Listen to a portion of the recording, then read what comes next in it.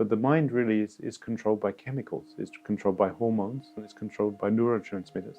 And those things come from the body. So really it's the body controls the mind, which controls the body.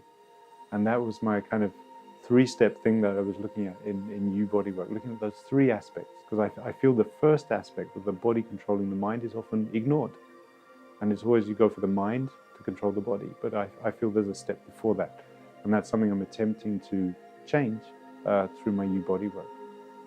If we think of the way our brain works, it's all kinds of, as I said before, neurotransmitters, it's hormones, there's chemicals there. So it's a whole chemical soup. And everything we think is really chemicals. Everything we feel is chemicals. Our emotions are chemicals. So if we're going to influence that in any way, we've got to be able to influence the chemical soup. We've got to influence the balance of those chemicals, neurotransmitters, hormones, things that are there.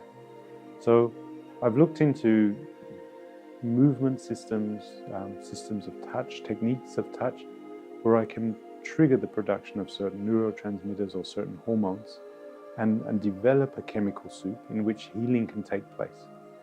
Yeah. The key thing with the body work is that I'm not trying to force anything. It's not like manipulation where you crack a bone and put it into a certain position. This is about producing an ambiance, producing a situation, producing a chemical soup in the body in which the body can then self-regulate and self-heal. Of course, sometimes you need a gentle, say, intervention or motivation from the outside, which can come through certain movements. It might come through certain speech or certain things that I might say to the patient to kind of give them a little push in the right direction. But the healing has to come within. It's not something that I'm forcing on the patient. It's something that comes within. Another important part of the UBodyWork is to help patients to recognize damaging habits that they have and then help them to develop techniques to reverse these damaging habits. So they don't keep hurting themselves, they don't keep getting into a vicious cycle of suffering or disease or just things that affect them in a negative way.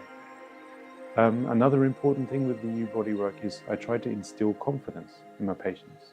If you've been sick for many years and then suddenly you're getting better, you need to regain that confidence in yourself. You need to regain confidence in your health. Because if you don't have that, you're just going to go back to where you were before. So these are things we address and talk about during the treatment.